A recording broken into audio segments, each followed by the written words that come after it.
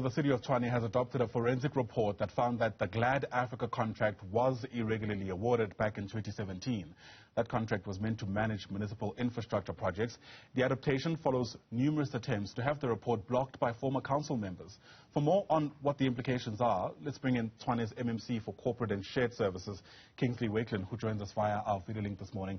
It's great to see you, Kingsley. Thanks so much indeed for your time. So perhaps let's start there. Okay, a few steps back as a start. What does that forensic report actually say about the awarding of that contract? Good morning, Ayana, to you and your viewers. If I can just take you a little bit back and give a bit of context and background. So just to give you a sense. So what happens is that the Municipal Financial Management Act makes provision for one organ of state to be able to use and utilize another organ of state's tender when it is still valid, based on a certain permission obviously being granted. And that is obviously contained in the Section 32 of the Act. What resulted out of this forensic report is that due process were not followed as far as that is concerned. GladAfrica was appointed by the City of Tshwane and resulted in the Auditor General raising a red flag, which we obviously then, the Mayor then, in his position as Mayor, then appointed the Audit Performance Committee to appoint forensic a team to investigate this matter. This was quite a complex matter. It involved an irregular, wasteful and fruitless expenditure of over 500 million, 517 million, from November 2017 to February 2019. So there was a number of breaches in those Section 33 and 32 procedures that was not followed properly. The result of that, to answer your question, Ayanda, so there was a number of outcomes out of that report. It took quite a long while, and I'll explain that why we got to this point now. It relates to the appointment of only a single provider, overinflation of invoices, obviously also ignoring legal opinions that were submitted on the matter, possible fiscal dumping before the financial year end, and also utilizing estimated times utilized against proper records being kept. So we sort of seen over-invoicing on some of the consultants that were working on the project. So that is just the gist of it. Yeah, and of course, this is a story that, in fact, we've been watching for quite some time. There had been reports in the past that, you know, there were things that weren't necessarily operating the way they should around this report. In fact, previous allegations is that there were people who were in the council who are preventing this report from being adopted. Yeah, maybe if I can give you a bit of a timeline, just to give you an indication what happened. The audit performance met on March 2019, and they appointed a team of forensic auditors to investigate this matter already in April in 2019. And the investigation took about a year, and in February 2020, the report was submitted. Only to find the city then going into under administration. As you're aware, Gauteng province put the City of Tshwane under administration from March 2020. When we won the court case in November 2020, one of the first things that the impact team did, the impact committee consists out of various political parties, requested immediately the submission from the city manager's office on the report. It took quite a while, and we only received that in August 2021. And then a report was subsequently returned because not all the annexures and evidence were attached to that. But we eventually got to the point that in November 2022, when we had to continue with the matter, in 2021, November 2021, obviously the new council was elected, and we had to wait for that process to unfold. And as MMC, one of the very first things I did was to engage the Chair of Chairs to submit this report to impact again to evaluate. This report served again in April this year. And a number of recommendations were made as far as that is concerned. Please just be Ayanda, this report is still in committee report, so I can't really share all the details, but I'm happy to share what I can. Okay. Are you able to tell us how much was actually spent on this dodgy contract?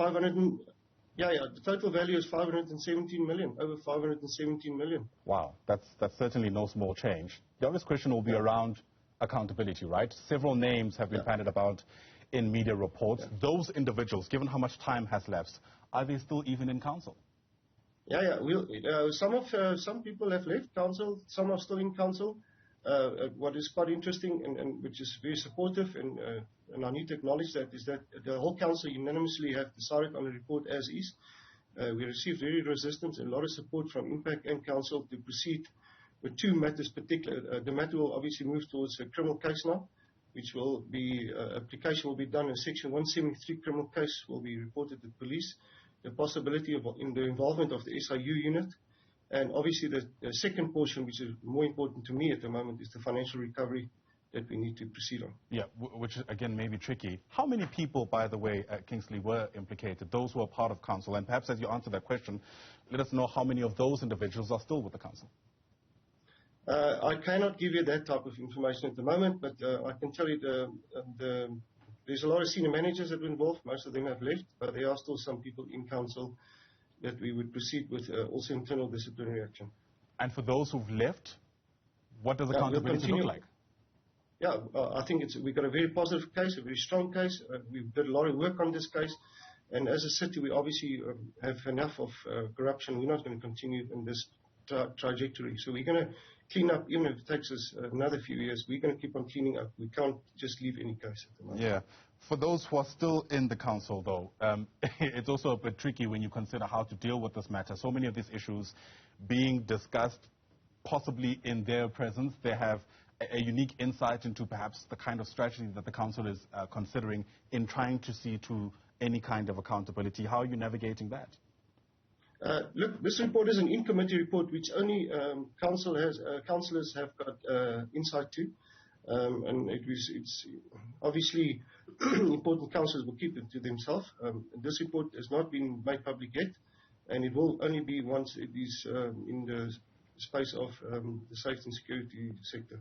Yeah, you spoke about obviously dealing with the criminal elements of, this report being awarded, getting the money back. What other recommendations are contained in at least this forensic report around what to do moving forward? Look, there's a number of it. I'll just talk in broad terms quickly. The one is obviously appropriate disciplinary action against certain officials. We would continue with disciplinary against those that process payments. And there's a number of departments involved. So it would be people that have looked at the payments, people that have approved it, also those that have dealt with the matter in the city manager's office. So it's a range of people. So I really cannot put names to that at the moment. I know you would like to. But as soon as it becomes public knowledge, I'll make sure that you get the information. I'm sure you can tell me, though, how much time you're giving yourself to get to the bottom of this, given that 5 years have already lapsed. Yeah, look, Ayana, we want to clean up all these cases very quickly. Unfortunately, we need to make sure that we follow due process, that we have a solid case. And it is obviously a number of others that we are busy working on. We want to make sure that when we go to court, we don't waste the court's time. But it does take time. It takes a lot of time and effort and money to track those down because they're very smart, but we will continue. 517 million rand gone with the GladAfrica report, which we now know was irregularly awarded, at least if that forensic report is anything to go by. Kingsley Wakelin, thanks for telling us what you can. Appreciate your time on the AM report. He's the MMC in Tshwane for corporate and shared services.